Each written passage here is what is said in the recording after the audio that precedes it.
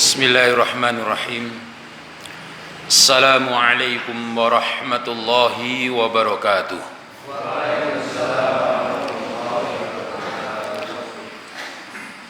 Innal hamdalillah nahmaduhu wa nasta'inuhu wa nastaghfiruh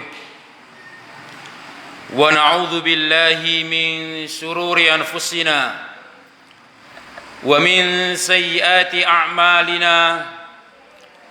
من يهده الله فلا مضل له ومن يضلل فلن تجد له وليا مرشدا أشهد أن لا إله إلا الله وحده لا شريك له وأشهد أن محمدا عبده ورسوله لا نبي ولا رسول بعده Allahumma salli wa sallim ala nabiyyina Muhammad wa ala alihi wa ashabihi wa man tabi'ahum bil huda wa bil ihsani ila yaumil qiyamah. Rabbi shrah li sadri wa yassir li amri wahlul 'uqdatan min lisani yafqahu qawli, amma ba'd. Fa inna asdaqal hadithi kitabullah wa khairal hadyi hadyu Muhammadin sallallahu alaihi wasallam wa syarral umuri muhdatsatuha fa inna kulla muhdatsatin bid'ah wa kulla bid'atin dolalah wa kulla dolalatin finnar. Ma'asyiral muslimin, saudaraku kaum muslimin yang semoga senantiasa diberkahi dan dirahmati oleh Allah tabaraka wa taala. Puji syukur kepada Allah taala yang telah banyak memberikan nikmat. Salawat serta salam semoga tetap tercurah limpahkan kepada junjungan kita Nabi Muhammad sallallahu alaihi wasallam. Keutamaan ibadah di zaman fitnah. Itulah tema kita pada malam hari ini yang semoga diberkahi oleh Allah Ta'ala. Sesungguhnya tema ini diambil lanjutan dari pembahasan tematik pada dua pekan yang lalu. Malam ini kita tidak membaca kitab Adabul Mufrad, tetapi waktunya tematik. Pembahasan tematik. Jika 2 pekan yang lalu kita bahas tentang fitnah akhir zaman, di mana banyak zaman munculnya fitnah, maka lanjutannya pada malam hari ini keutamaan orang-orang yang ketika fitnah itu datang. Kita tidak mengharapkan datangnya fitnah menguji kita, karena belum tentu kita kuat menghadapi fitnah dan ujian itu. Tetapi ada orang-orang yang memang ditakdirkan akan bertemu dengan ujian-ujian. Dan semoga kita diberikan orang yang diberikan istitoah, mampu menghadapi ujian tersebut dengan hidayah dari Allah tabaraka wa ta'ala. Tema kita adalah keutamaan ibadah di zaman fitnah. Keutamaan orang yang senantiasa terus beramal meskipun dalam kondisi sulit. Keutamaan orang yang senantiasa beribadah dan beramal soleh meskipun di saat banyak orang meninggalkan amal ibadah tersebut. Dalam pertemuan yang telah lalu, Rasulullah dalam sebuah riwayat disampaikan, beliau menasihatkan, badiru bi'amali fitana kaqita'il lailil mudlim. Teruslah kalian beramal soleh, bahkan di saat datangnya fitnah. Fitnah kaqita'il laili seperti potongan malam, al-mudlim yang gelap gulita. Yusbihur rajulu mu'minan wa yumsi kafiron. Ada orang yang dia pagi hari masih dalam keadaan mukmin, sore harinya sudah kufur kepada Allah Ta'ala. Sebaliknya wa yumsi mu'minan wa yusbih kafiron, sore harinya dia dalam masih dalam keadaan mukmin, pagi harinya dia telah kufur kepada Allah Tabaraka wa Ta'ala. Apakah sebabnya? Yabi'u dinahu bi'aradi minad dunya. Banyak orang tidak kuat menghadapi ujian itu karena sedikit dari harta benda dunia yang diujikan oleh Allah Tabaraka wa Ta'ala kepada dirinya. Akhirnya banyak orang-orang mengingkari syariat, meninggalkan perintah dan bahkan melanggar larangan Allah Tabaraka wa Ta'ala. Di antara fitnah itu adalah terpecah belahnya kaum mukminin, orang-orang yang beriman atau orang-orang Islam. Di antara mereka banyak kemudian saling bertikai dan tidak jarang mereka saling bunuh-membunuh disebabkan karena perbedaan pendapat dan sebagainya. Muncul tersebar kebodohan di mana-mana, dan telah kita sebutkan dulu banyak di antara fitnah akhir zaman munculnya Dajjal. Akan muncul fitnah-fitnah. Tetapi pembahasan kita adalah keutamaan ketika fitnah itu datang, tetapi kita masih di dalam berpegang teguh kepada syariat yang mulia ini. Bagaimana keutamaan yang dijelaskan oleh Rasulullah Sallallahu Alaihi Wasallam, bahwasannya Rasulullah bersabda tentang fadlul ibadati fi zamanil fitan. Disebutkan orang-orang itu ada dua jenisnya, kata Rasulullah Sallallahu Alaihi Wasallam, bahwasannya innallaha azza wa jalla qad adhaba ankum ubiyatal jahiliyah, mu'minun taqiyun wa fajirun syakiyun. Kelompok manusia itu hanya dua pilihan. Satu, orang yang beriman yang bertakwa kepada Allah Tabaraka wa Ta'ala dan senantiasa menjalankan perintah Allah. Yang kedua, orang yang senantiasa berbuat maksiat, syakiyun, dan dia akan celaka nanti di dunia dan di akhiratnya. Atau mungkin ada di antara dua orang ini adalah orang di antara keduanya, yang sering disebut dengan orang-orang yang berbuat munafik. Naam. Ikhwan fillah, Allah Tabaraka wa Ta'ala memerintahkan dalam kondisi apapun seorang itu, sebagaimana disebutkan dalam surah Al-Maidah, ya ayyuhalladzina amanu, wahai orang yang beriman, ittaqullaha, bertakwalah kalian kepada Allah, wa bataghu ilaihil wasilah, carilah sarana-sarana bagaimana menjalankan ketaatan dan menjadi orang yang taat kepada Allah. Wajahidu fi sabilihi, bersungguh-sungguhlah kalian di dalam mengupayakan ibadah kepada Allah. Apa tujuannya? La'allakum tuflihun, supaya kalian berbahagia, kata Allah Tabaraka wa Ta'ala. Pembahasan kita pada kesempatan yang semoga diberkahi oleh Allah Ta'ala ini adalah fadlul ibadati, fadlu keutamaan, al ibadah, ibadah fi zamanil fitan, di saat ujian fitnah itu datang. Ini sebagaimana dikabarkan oleh Rasulullah Sallallahu Alaihi Wasallam. Para ulama menyebutkan dengan ikhbarun Nabi Sallallahu Alaihi Wasallam an wuqu'il haraj fi akhir zaman. Seperti kemarin ini pembahasannya. Nabi kita mengkabarkan bahwasannya akhir zaman akan terjadi apa yang disebut dengan al-haraj. Fitnah al-haraj, banyaknya pembunuhan sesama muslim, saling bertikai dan sebagainya, itu di antara tanda akhir zaman. Mereka para ulama menjelaskan falaqad akhbarana nabiyuna. Kabar ini telah dikabarkan oleh nabi kita yang mulia sallallahu alaihi wasallam wa huwa shadiqul masduq, yang kita harus membenarkan ucapan beliau. Kenapa? Karena beliau adalah wa ma yantiqu anil hawa in huwa illa wahyu yuha. An wuqu'il haraj, Nabi berbicara berdasarkan dengan wahyu. Maka banyak dalil hadis menyampaikan tentang hal ini.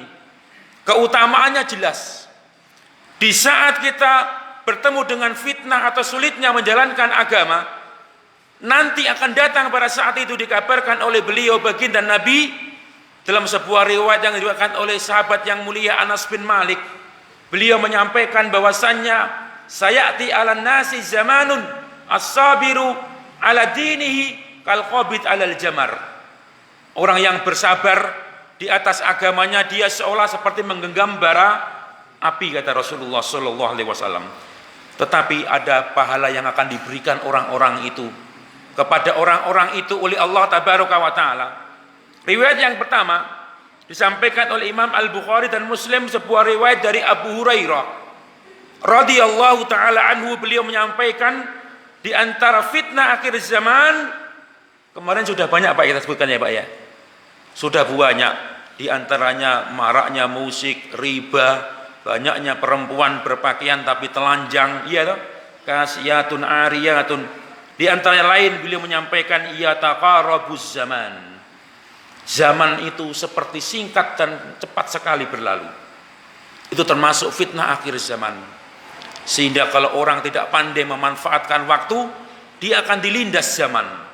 Waktunya akan sia-sia. Wa yuqbadul ilm. Di antara fitnah akhir zaman itu akan diangkatnya ilmu. Wa tadharul fitan, akan banyak muncul fitnah. Wa yulqasuh, mulai merebak fitnah yang disebut dengan kekikiran. Bahkan orang itu kikir kepada orang yang seharusnya dia tunaikan haknya dan kewajiban dirinya. Kikir. Wa yakthurul haraj, dan yang terakhir beliau menyampaikan banyaknya al-haraj. Ma huwa al-haraj ya Rasulullah? Qala al-qatlu. Banyaknya pembunuhan. Riwayat yang berikutnya akhrajahu Al-Bukhari wa Muslim. Inna baina yaday sa'ah, di antara tanda hari kiamat akan datang, ayaman akan datang hari-hari, yurfa'u fiha al-ilm, ilmu akan diangkat. Banyak orang-orang yang tidak berilmu tetapi berbicara masalah agama. Wa yanzilu fiha al-jahlu, banyak kebodohan. Wa yakthuru fiha al-haraj, lagi-lagi al-haraj. Ma huwa al-haraj? Al-qatlu, kata Rasulullah sallallahu alaihi wasallam. Dan banyak yang kemudian diantaranya la taqumus sa'ah, tidak akan terjadi akhir zaman atau fitnah itu kecuali akan datang fitnah hatta yafidul mal. Sampai kapan? Sampai terjadi harta itu dilimpahkan oleh Allah kepada manusia. Banyak orang kaya. Wa tataharul fitan wa yakthurul harat, masih sama. Dan masih banyak lagi diantaranya al-harat, al-harat, al-harat. Pada waktu itu disebutkan oleh beliau baginda Nabi Muhammad sallallahu alaihi wasallam akan jelas datangnya. Kata mereka para ulama, hadza kalamul ma'sum sallallahu alaihi wasallam. Di antara min kalamin nubuwah, tanda kenabian Nabi, dia berbicara dan kemudian akan terjadi benar adanya. Kenapa? Yaitu wan najmi idza hawa ma dhalla sahibukum wa ma ghawa wa ma yantiqu anil hawa in huwa illa wahyu yuha. Nabi berbicara itu berdasarkan dengan wahyu. Ada keutamaan bapak-bapak, ibu-ibu sekalian. Jika datang fitnah di saat banyak merebak, orang banyak melakukan misalkan fitnah riba, kemudian kita berpegang teguh tidak menggunakan riba. Misalnya para perempuan di saat misalkan banyak orang tidak berhijab, menampakkan auratnya, menampakkan sesuatu yang tidak boleh dinampakkan, kemudian para perempuan tersebut kok konsisten dengan auratnya yang tertutup. Dia pakai aurat, pakai hijab, atau bahkan menutup auratnya secara sempurna, maka dia telah beribadah pada zaman fitnah. Di saat fitnah kasiyatun ariyatun, banyak orang berpakaian tapi telanjang. Meskipun resikonya mungkin akan diejek-ejek. Ada yang diejek mereka itu sebagai ada ninja. Orang kok kelihatan cuman matanya tok, wong piye gitu. Genah ndak gitu. Sampai diejek-ejek. Ada orang di saat mereka bingung mengatakan bahwasanya ini syirik, ini bid'ah, tapi ditentang dan dicela. Dia tetap bersikukuh untuk konsisten di atas tauhid, konsisten di atas sunnah, tidak menjalankan bid'ah, maka sesungguhnya pada saat itu dia dikatakan orang yang beribadah di atas fitnah itu datang, atau datangnya fitnah yang banyak. Ada janji yang dikabarkan oleh Rasulullah Sallallahu Alaihi Wasallam. Dalam sebuah riwayat beliau menyampaikan, ini diriwayatkan oleh Imam Muslim dan banyak riwayat di antara Ibnu Majah juga meriwayatkan. Katanya apa? Qala Sallallahu Alaihi Wasallam, al-ibadatu, orang yang senantiasa beribadah terus konsisten di atas agama yang mulia ini, fil harji, di saat fitnah itu datang, kahijratin ilayya, orang tersebut pahalanya seperti orang yang berhijrah mengikutiku dari kota Mekah menuju kota Madinah. Ini banyak riwayat.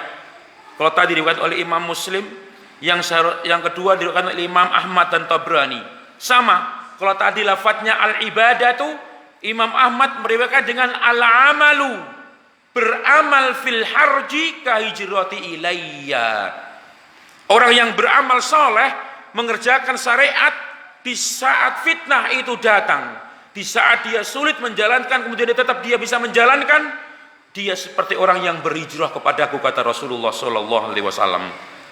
Di dalam riwayat yang lain yang diriwayatkan oleh Imam Ahmad juga, dalam bahasanya beliau menyampaikan Rasulullah, al-ibadatu fil fitnah.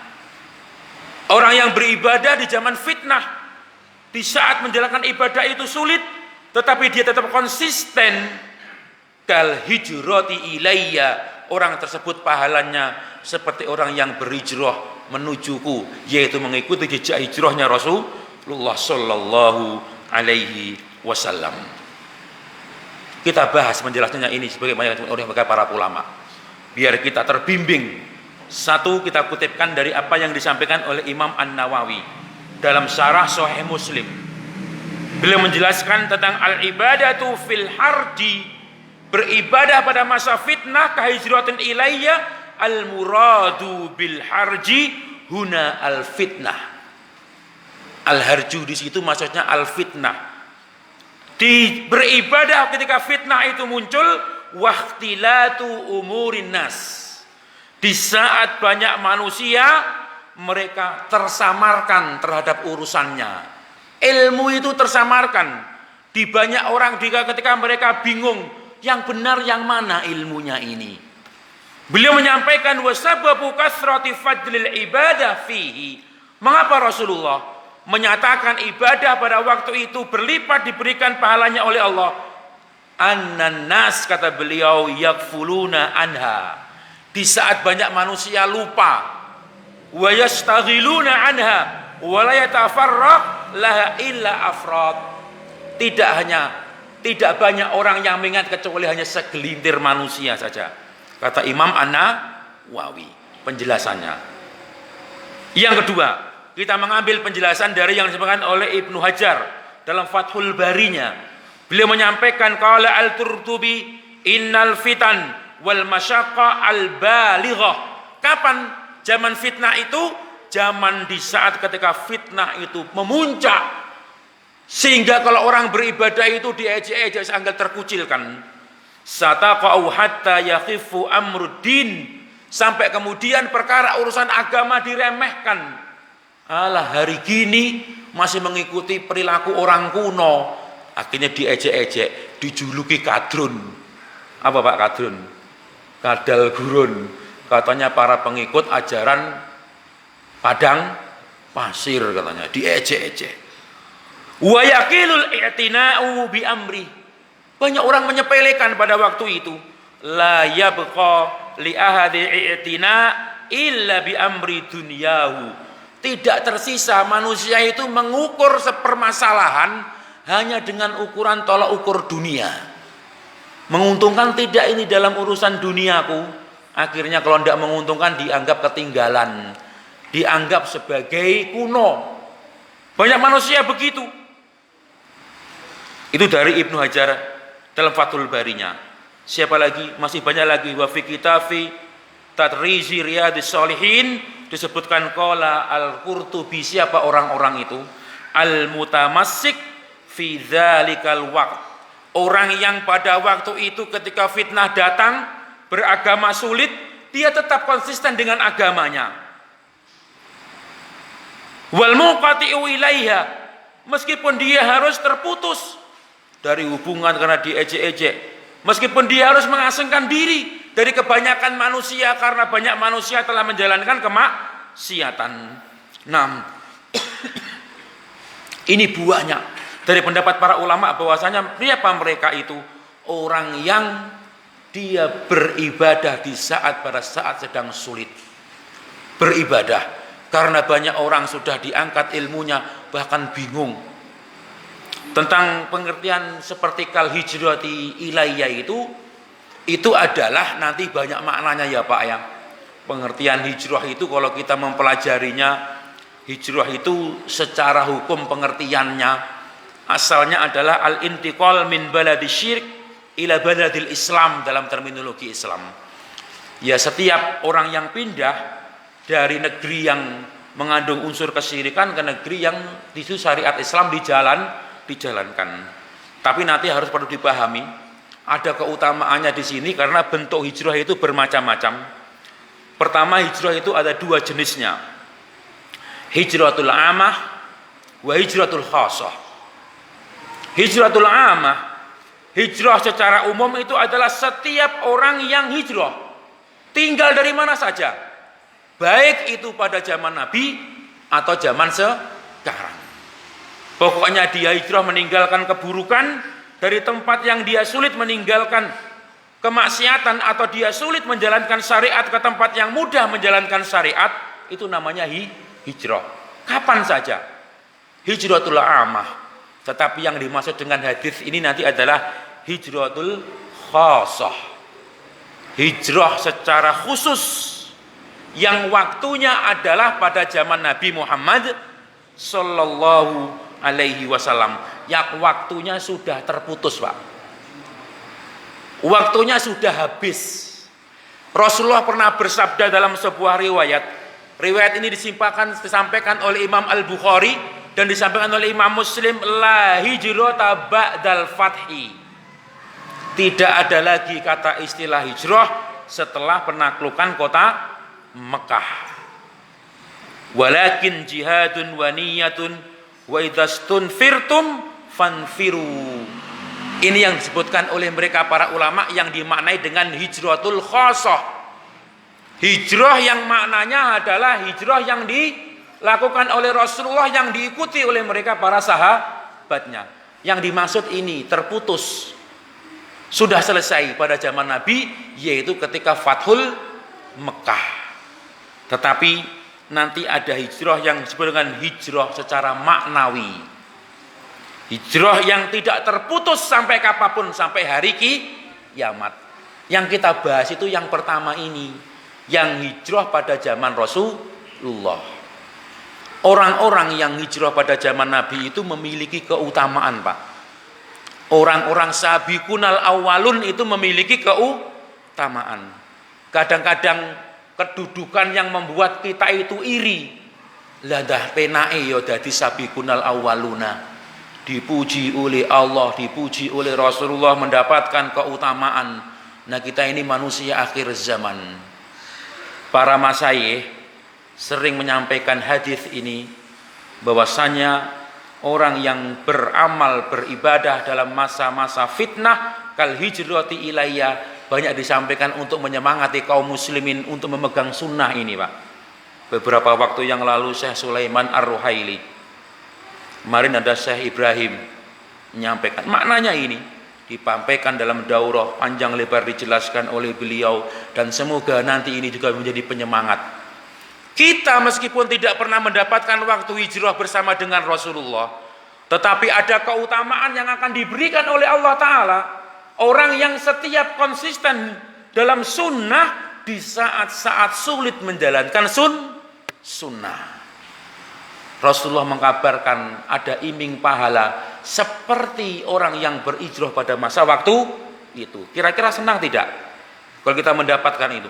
Keutamaan orang yang beribadah pada zaman-zaman fitnah, ketika beribadah itu sulit, menjauhi kesyirikan sulit, menjauhi bid'ah sulit, kemudian kita tetap konsisten tidak berbuat syirik, konsisten tidak berbuat bid'ah, konsisten terhadap syariat, maka dari situ Rasulullah mengkabarkan bisa jadi dengan izin Allah, segantung dengan niat dan keikhlasannya, orang tersebut kata Rasulullah bisa jadi mendapatkan pahala yang tertingginya seperti orang yang hijrah pada waktu itu.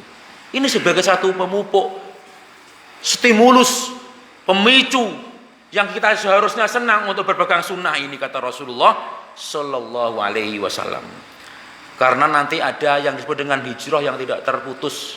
Ya, kita berbuat baik itu juga hijrah. Dari meninggalkan keburukan juga hijrah. Hijrah secara maknawi. Yang kata mereka para ulama disebutkan seperti Imam Al-Bukhari berdasarkan dengan hadis Nabi, al-muhajir, orang yang hijrah itu siapa? Man hajara manahallahu anhu. Ini hijrah secara umum, secara maknawi. Orang yang hijrah itu siapa? Orang yang hijrah meninggalkan larangan Allah menuju perintah Allah tabaraka wa ta'ala. Tetapi kabar yang dikabarkan oleh Rasulullah tadi itu beda. Apa? Hijrah seperti hijrahnya dulu zaman Nabi itu. Ini Pak, janji yang dikabarkan oleh Rasulullah, kabar tentang orang-orang yang berhijrah. Berhijrah dari mana? Dari sebuah keburukan hari ini, meninggalkan kemaksiatan, berpegang kepada sunnah di saat ketika sunnah itu mulai ditinggalkan. Tadi saya contohkan perempuan-perempuan yang diberikan istitoah oleh Allah konsisten di atas sunnah, maka senanglah. Kenapa harus senang?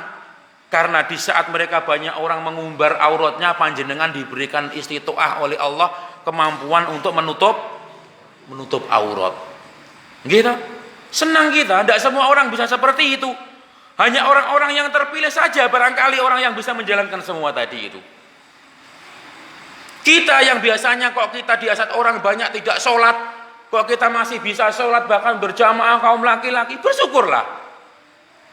Kita di saat mereka banyak orang terkecimpung dengan riba, kita saling menasihatkan, mari kita jauhi riba, mari kita bersyukur. Di saat mereka orang berbuat kebid'ahan, kemusyrikan, kita mudah-mudahan termasuk yang konsisten. Mudah-mudahan Pak. Karena jangan-jangan nanti kita keliru lagi. Kita terus saling menasihatkan. Orang berbuat syirik, kita menasihatkan untuk tidak syirik. Begitu ya Pak ya. Banyak bentuk kesyirikan yang kalau kita ulang itu satu pembahasan khusus. Di saat banyak orang banyak berbuat bid'ah, kita saling menasihatkan untuk tidak berbuat bid'ah. Seperti hari ini Pak, panjenengan mungkin tidak terfitnah karena panjenengan satu masjid, jamaahnya satu kompak, satu manhaj misalkan ya, satu ideologi, dan kemudian kalau tidak melakukan dalam masjid ini ritual-ritual tertentu, maka tidak ada yang ngelok nih. Ada di tempat-tempat orang itu yang sulit. Bulan Rajab kok orang eneng sholat rogo piye masjid, kok ndak dikoordinir. Bulan Rajab kok orang bodoh dikasih ceramah-ceramah untuk sholat 1000 rakaat, surat Alfiyah ki piye, diejek-ejek. Panjenengan kalau begitu bagaimana Pak? Bulan Rajab kok ndak mau memperingati apa? Rejepan Isra Mi'raj ki piye? Wong Islam apa ora iki jenenge ngono. Islam mboten Pak panjenengan. Panjenengan bagaimana menyikapi semua tadi itu? Konsisten terhadap sunnah, tertuduh. Pertama mungkin tentang sholat. Ada sholat-sholat yang sering dilakukan di bulan Rajab, di pertengahan bulan Rajab dan Sya'ban biasanya. Sholat 1000 rakaat nanti. Oh kok enggak ada ini? Ya kita tidak melakukan karena tidak ada dalil yang menunjukkan ke arah tersebut. Meskipun kita terfitnah, kita tertuduh dikatakan orang yang tidak mau ibadah katanya. Ada bulan Rajab kok tidak mau sholat rogoib, ini bagaimana? Panjenengan kenal Pak nama-nama ini? Di beberapa daerah banyak orang itu terfitnah, tertuduh kayak tidak mau meramaikan bulan-bulan haram. Kalau panjenengan tidak kenal karena memang tidak pernah mempelajari dan pernah mempraktekkan gitu. Karena kita tidak mempraktekkan karena tidak ada tuntunannya. Semua riwayat hadis tentang sholat-sholat seperti sholat rogoib ini semuanya dikatakan oleh mereka para ulama adalah dhaif, bahkan palsu. Di antara mereka banyak dalil. Orang-orang itu pada Rajab gini Pak, misalkan tanggal 1, 2, 3 mereka berpuasa. Ada malamnya itu mereka sholat maghrib, jumlahnya sekitar dilakukan beberapa rakaat atau 12 rakaat, dilakukan ba'da maghrib sampai isya atau ba'da isya sampai berikutnya. Nah, ya kita memang tidak melakukannya. Masa-masa fitnah seperti ini kita tertuduh kadang-kadang, termasuk meninggalkan yang bid'ah-bid'ah, atau mungkin puasa, atau mungkin kita tidak melakukan ibadah yang sesuai dengan peringatan-peringatan tertentu. Ya memang tidak ada, para salaf juga tidak pernah melakukannya, dan mau kita tidak melakukannya itu adalah bentuk ketaatan kita kepada syariat, tidak mau menambah-nambah syariat. Perbuatan seperti ini di beberapa tempat menjadi fitnah, ujian tersendiri bagi orang-orang yang tertuduh mereka katanya sebagai orang yang tidak mau menjalankan sunnah Nabi Muhammad Sallallahu Alaihi Wasallam. Nah, banyak Pak ya, misalnya lagi ya Pak, tentang kesyirikan. Kita tidak mau melakukannya karena memang itu syirik. Kita menjadi tertuduh kalau tidak melakukannya, apalagi kalau terikat dengan keluarga dan sebagainya. Kadang kita sulit, bahkan kita menjalankannya, kita mau menghindari itu sulit. Nah, tentang hal apa tadi itu kata mereka para ulama? Seluruh ibadah yang kita lakukan, yang dicontohkan itu yang kita lakukan pada bulan-bulan seperti ini. Mahiyal ibadah, kata mereka para ulama, ya al ibadah ismun jami'. Yang kita lakukan setiap segala sesuatu likulli ma yuhibbuhu wa yardahullah. Ibadah yang di situ ada dalilnya, dicintai oleh Allah dan ridhoi oleh Allah tabaraka wa taala. Kita bukan tidak mengerti keutamaan seperti bulan seperti ini. Kita mengerti. Bahkan kita menasihatkan mari kita tingkatkan amal ibadah. Tetapi ibadah-ibadah yang dia berdasarkan dengan dalil. Salat yang ada dalilnya kita utamakan, kita tingkatkan. Zakat, siam, puasa yang ada dalilnya yang kita kerjakan. Yang tidak ada contohnya itu menyelisih syariat.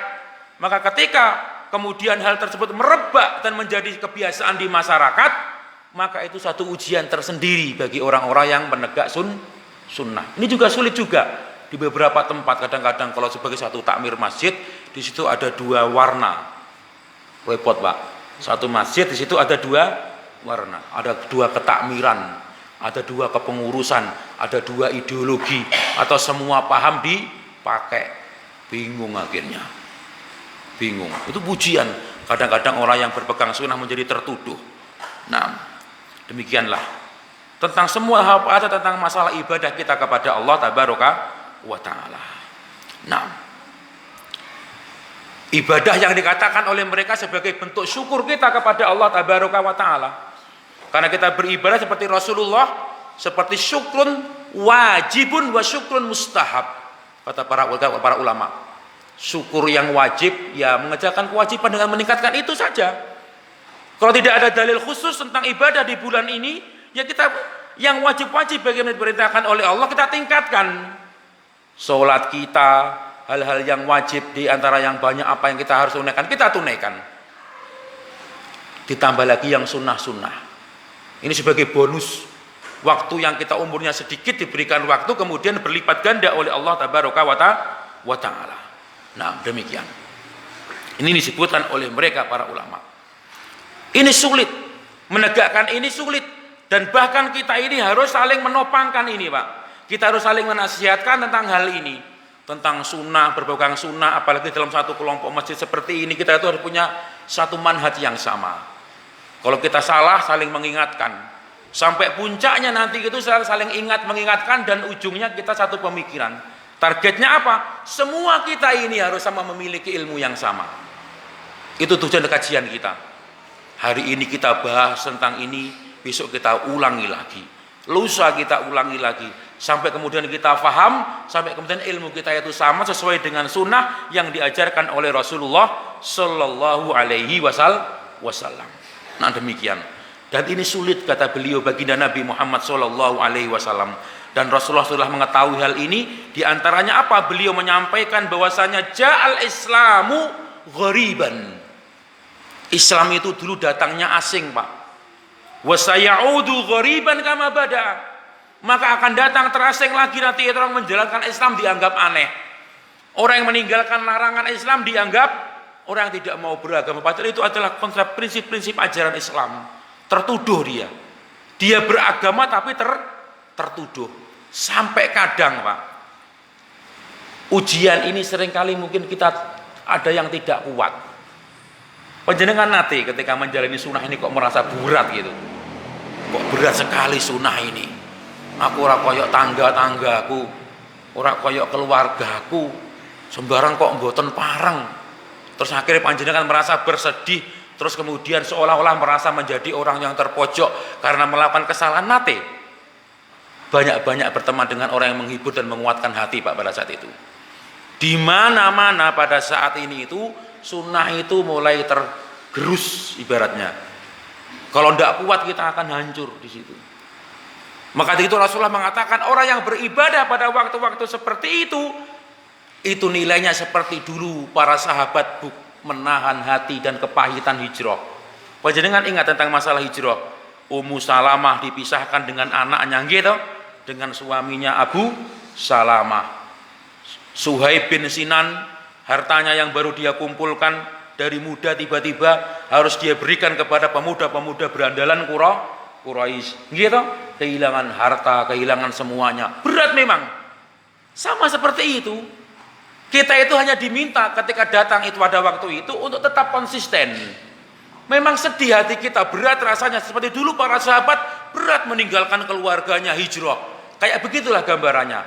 Beragama itu ahasiban nas ayutraku ayakulu amanna wahum layuf tanun. Belum datang ujian tentang sunnah. Kadang-kadang kita tuh mengaku-ngaku saja masian. Aku wis ngaku hidup sunnah dengan itu kelompok aku wis ngaji sunnah, padahal belum datang ujian-ujian. Nanti ketika dia kepepet kadang-kadang berkaitan dengan kaitannya dunia, pekerjaan dan sebagainya, kadang-kadang mana yang harus saya pilih ini? Apakah saya harus tetap berteriak ini sunnah? Apa aku memikirkan daringanku mawon? Wah, aku bisa kelaparan ini. Gajiku biasanya 5 juta menjadi 3 juta turun. Aduh, gimana? Alah, tak pura-pura wae aku begitu. Banyak akan datang ujian-ujian seperti itu. Maka ketika pada saat sulit pada waktu itu dia tetap konsisten, dia digambarkan oleh Rasulullah seperti orang yang hijrah pada awal-awal dulu sulit. Ja'al Islamu ghoriban wa sayaudu ghoriban kama bada'a, kata Rasulullah sallallahu alaihi wasallam. Fatuba lil ghuraba. Bagaimana tidak berbahagia wong Rasulullah mengkabarkan pahalanya seperti orang yang berhijrah kepadaku kok. Orang yang hijrah. Syekh Sulaiman Ar-Ruhaili mengatakan, bagaimana kamu akan tidak berbahagia mendengar hadis ini, katanya. Bagaimana setelah mendengar hadis ini kamu tidak bersemangat untuk berpegang sunnah? Kesempatan ketika hijrah pada zaman Nabi sudah ditutup, tetapi ada orang-orang yang mendapatkan pahalanya seperti pada waktu itu. Siapa? Orang yang ketika sulit menjalankan sunnah, dia tetap konsisten. Ternyata banyak yang disebutkan oleh Rasulullah. Para sahabat bertanya kepada Nabi, "Qila manhum ya Rasulullah?" Siapa itu ghuraba yang berbahagia itu Rasulullah? Alladzina yuslihuna idza fasadan nas. Orang-orang yang senantiasa berbuat baik di saat manusia banyak yang rusak. Jujur mawon, sing seneng joget-joget dan tidak banyak mana? Pasti sing seneng banyak joget. Wong para yai mawon dingin ning media sosial mantu yo nanggap niki kiai gede viral di media sosial. Nggih malah nanggap sawantrine sing biasane qiraat Quran niku yo malah joget-joget. Wong ditanggap karo kiyaine, teng griyane kiyaine mantu. Akhirnya santriwatine niku lho Pak, joget-joget nang jero pondok niku. Wis kaya lali, mantene yo joget-joget. Akhirnya itu ketika kita enggak seperti itu, kadang-kadang mantu kok mek ngene to Pak aku ki mak klenyem ora enek apa-apane miti ijab netok. Berat bagi anak muda yang memiliki ego tinggi. Aku kaya kanca-kancaku to Pak, kok mek ngene mantu misalkan miti ijab netok. Kadang-kadang ora enek nanggap-tanggapan apa ngoten. Kadang ujian bagi pengantin, ujian juga bagi para orang tua. Wis ngaji, aku bingung nuruti anakku. Ya anakku njaluk nanggap kae, akhirnya lali lek ngono-ngono kuwi termasuk yang fitnah juga itu ujian. Ketika kita bisa lolos dari hal-hal yang seperti itu, kata Rasulullah, pahalanya seperti orang yang berjuang dulu hijrah mati-matian dari kota Mekah menuju kota Madinah. Kata Syekh Sulaiman Ar-Ruhaili, kalau baca hadis-hadis yang seperti ini, apa kamu tidak senang, katanya dalam daurahnya. Beliau mengatakan demikian. Siapakah itu? Kata Rasulullah tadi itu, alladzina yuslihuna idza fasadan nas. Orang yang mereka senantiasa baik, berusaha baik, menjalankan perintah, menjauhi larangan di saat kebanyakan manusia mulai rusak. Imam Al-Turkumani Al-Hanafi rahimahullah tabaraka wa ta'ala dalam kitab Al-Bida' Al-Luma' fil Hawadithi wal Bida' beliau menyampaikan bahwasannya orang-orang itu adalah orang yang terasing itu bukan orang yang dia pergi dari kampungnya ke suatu tempat. Laisal hurbah mufaraqatul ahl wal auton. Kata Rasulullah yang dikatakan orang yang terasing itu bukan orang yang pergi dari kampungnya atau dari negerinya, wasafar kemudian pergi ke satu tempat, min makanin ila makan, dari satu tempat ke tempat yang lainnya. Tetapi kata beliau, al-gharibu huwal amilu bisunnati. Orang yang terasing itu, yang akan berbahagia itu, orang yang akan terus berpegang dengan sunnah wal Quran, walam yajid mayyusaiduhu, meskipun tidak ada seorang pun yang menolong dia, membantu dan mendukungnya ala dzalik. Baginya akhirnya fayasiru bainal khalqi ghariba. Dia itu menjadi orang yang terasing di tengah masyarakat, seperti orang aneh. Wa minallahi wa rasulihi qariba, tetapi dia orang yang dekat dengan Allah dan Rasulnya sallallahu alaihi wasallam. Itu Pak. Jadi singkat ceritanya, kalau kita berpegang sunnah ini, hadis ini, judul kemuliaan, keutamaan ibadah pada masa fitnah ini disampaikan bahkan dalam daurah masayyih, hanya menyampaikan satu hadis ini dan penjelasannya untuk memicu supaya bersemangat menjalankan sunnah di saat kita itu sulit Pak untuk menjalankan sunnah. Kata Rasulullah bilang tadi, as-sabiru fi dinihi kal qabid alal jamar. Orang yang berpegang kepada agamanya seperti orang yang menggenggam bara api. Panas Pak. Beragama itu berat. Kalau kita nggak saling tolong menolong, saling mengingatkan terus, topang menopang dan saling mengingatkan ketika kita lupa, maka kita ini akan tergerus. Ya setidaknya kita mengingatkan pengajian kita, semanhat, kita ingatkan tentang bagaimana itu agama yang baik dan benar. Jangan malah kemudian mendukung ketika temannya mulai futur malah didukung. Aku tak melok ya, aku ya waleh kaya mosok pembarang kok haram, arek bodoh ya, arek kesalaman karo bojone tanggaku ndak oleh omongnya bukan mahram. Padahal wong ya bodoh salaman teplak-teplek. Ya mik grup ya awake sing ora salaman. Bingung aku kadang. Aku ya waleh, kancane putur malah didukung. Ngene mboten. Oh ya sembarang ngomongnya ustaz kae kok haram.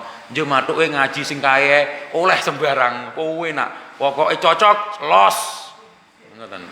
Pilih pundi, Pak? Muga-muga awake dhewe terus mengingatkan dalam urusan syariat. Ngaten Pak nggih. Hanya ini yang ingin disampaikan. Saya menyampaikan ini terinspirasi dari apa yang disampaikan oleh dalam sebuah daurah Syekh Sulaiman Ar-Ruhaili. Apa Pak kesimpulannya? Al-ibadatu au al-amalu. Napa? Beribadah pada masa fil haraj nggih. Fi zamanil fitan, pada masa kita banyak fitnah, kal hijrati ilayya. Semangatnya di situ, Pak. Kita akan diberikan pahala, pahitnya hati kita dalam menjalankan sunnah yang sulit ini akan diberi pahala kata Rasulullah seperti orang yang hijrah pada waktu itu. Sulitnya hijrah meninggalkan keluarga dari kota Mekah menuju kota Madinah. Mudah-mudahan bermanfaat, Pak nggih. Eling bapeling di saat banyak orang mulai lemah dan mulai goyah dengan sunnahnya, karena sudah menjadi sunnatullah. Idza takallamna, kita ngomongin tentang anit tauhid, nabadana ahlus syirik. Sunnatullah Pak nggih. Kalau kita ngomongin tentang kesyirikan, tentang tauhid, Bagaimana mentauhidkan Allah, menjauhi kesyirikan, nabadana ahlu syirik. Kita akan dimusuhi terus dan dibenci oleh orang-orang ahlu syirik. Wa idza takallamna 'anis sunnah, kita ngomong tentang sunnah, bagaimana berpengaruh kepada sunnah, nabadana ahlul bid'ah. Kita akan dibenci oleh orang-orang ahlul bid'ah. Wa idza takallamna 'anil islam wa rubatnahu fil hayah. Kita kaitkan dengan dalil, anid dalil, nabadana ilmaniyun wa liberaliyun. Ada orang-orang Islam yang mengaku Islam tapi Islam liberal. Orang Islam mengaku Islam tapi Islamnya sekuler. Orang sekuler itu orang Islam tetapi tolak ukur ajarannya dari barat, dari orang-orang Nasrani, orang Yahudi, dari kemajuan-kemajuan zaman yang dianggap baik. Mudah-mudahan bermanfaat. Sampun titit-titit, monggo dipun tutup kanthi doa kafaratul majelis. Subhanakallahumma wa bihamdika asyhadu alla ilaha illa anta wa astaghfiruka wa atubu ilaik. Qul ma tasma'un wa astaghfirullahaladzim walhamdulillahi rabbil alamin. Assalamualaikum warahmatullahi wabarakatuh.